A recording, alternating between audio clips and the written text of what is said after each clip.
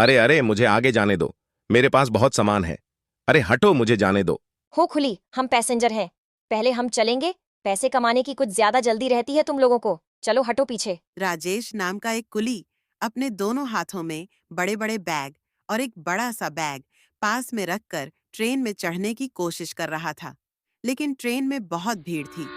लोग उसे धक्के मार मार कर अंदर घुसे जा रहे थे कि तभी अचानक ट्रेन चलने लगी। लेकिन राजेश सामान लेकर अंदर नहीं घुस पाया। राजेश ट्रेन के पीछे पीछे भागने लगा।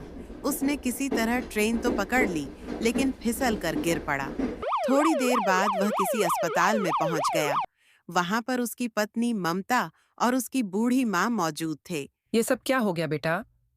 मैंने तुझे कितनी बार कहा है कि जल्दबाजी मत किया कर स्टेशन पर। वहां बहुत भीड़ होती है। इतना ज्यादा सामान ले जाने की क्या जरूरत थी?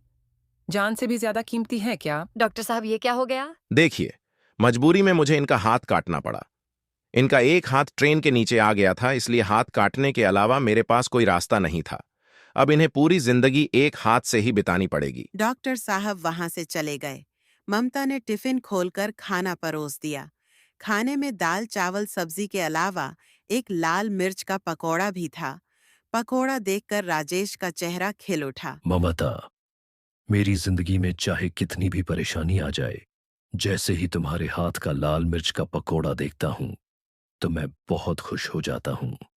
मैं कितना खुश नसीब हूं कि मुझे तुम्हारे हाथ का लाल मिर्च का पकोड़ा खाने को मिलता है। बाकी लोगों का ऐसा नसीब नहीं है। उसकी यह बात सुनकर ममता के दिमाग में एक ख्याल आया। उसने कहा, अब बाकी लोगों को भी नसीब होगा। 2 दिन बाद ममता और उसकी माँ राजेश को लेकर घर आ गए और वहीं पर दवाई चलने लगी। कमाने वाला भी कोई नहीं था, इसलिए ममता ने अपनी सास और पति से कहा, राजेश जी, जिस स्टेशन पर आप कुली का काम करते थे, इस स्टेशन पर मैं लाल और हरी मिर्च के पकौड़े बेचूंगी। सासू माँ, आप हमारे घर के आंगन में मिर्च बो दीजिए ताकि लोगों को ताज़ा मिर्च के पकौड़े खाने को मिले। लेकिन ममता, तुम ऐसा क्यों करोगी?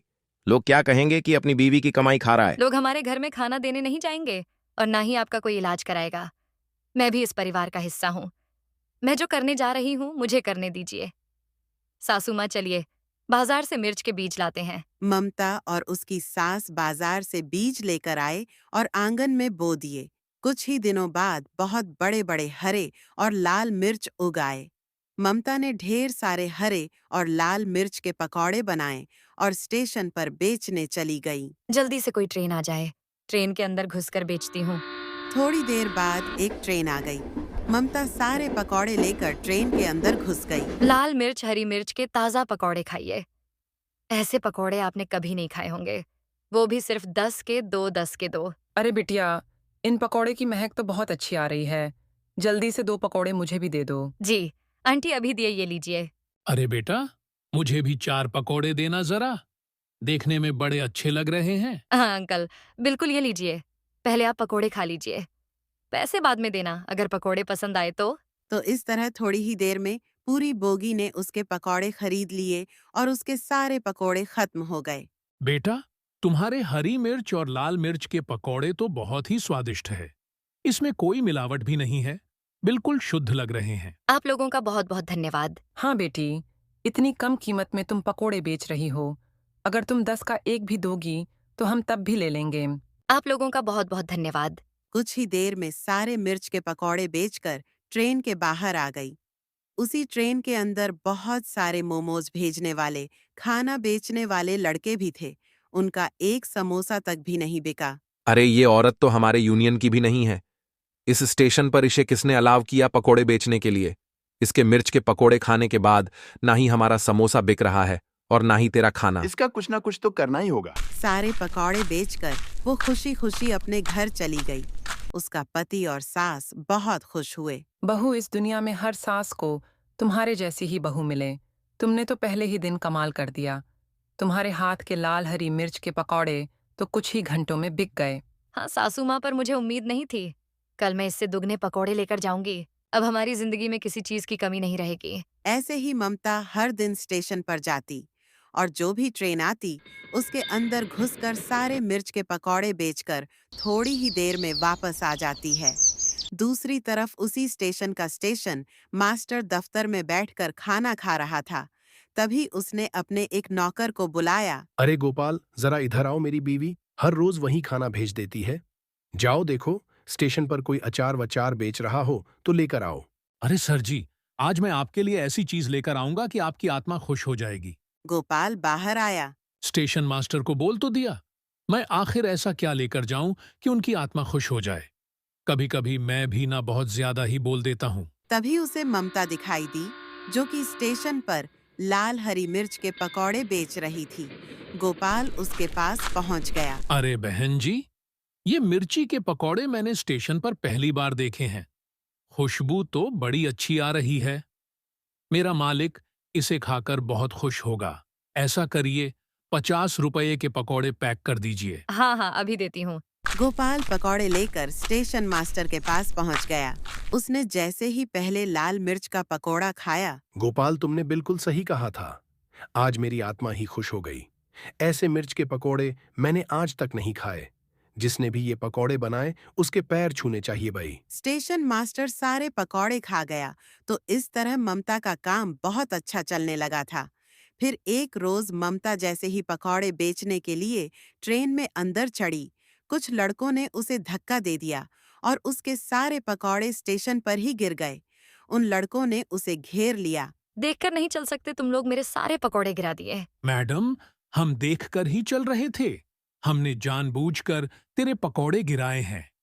अगर आज के बाद इस स्टेशन पर लाल हरी मिर्च के पकौड़े बेचती हुई नजर आई ना, तो तेरा चेहरा भी लाल कर दूंगा, लाल मिर्च की तरह। मेरे सारे पकौड़े गिरा दिए।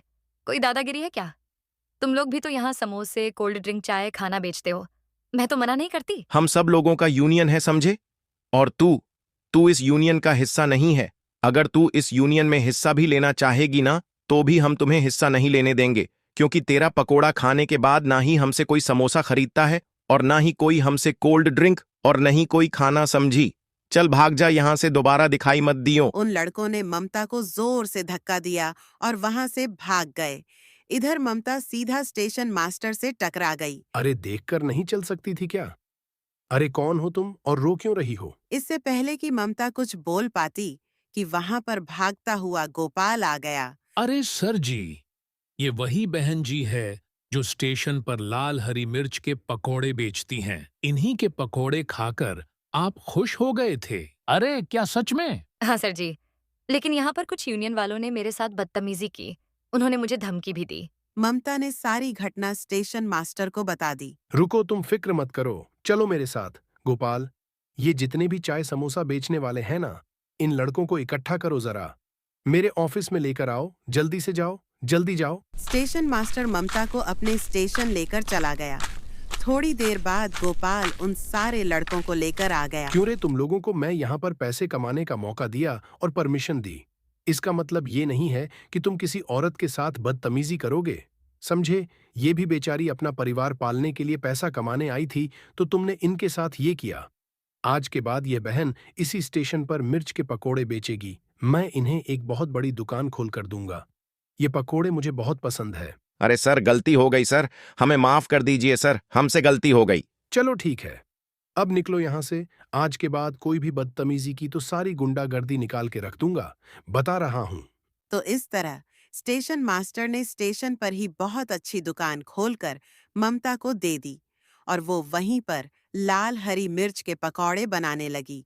अब वो अपने पति के कुल्ली के काम से 20 गुना ज्यादा कमाने लगी और सब लोग खुशी खुशी रहने लगे।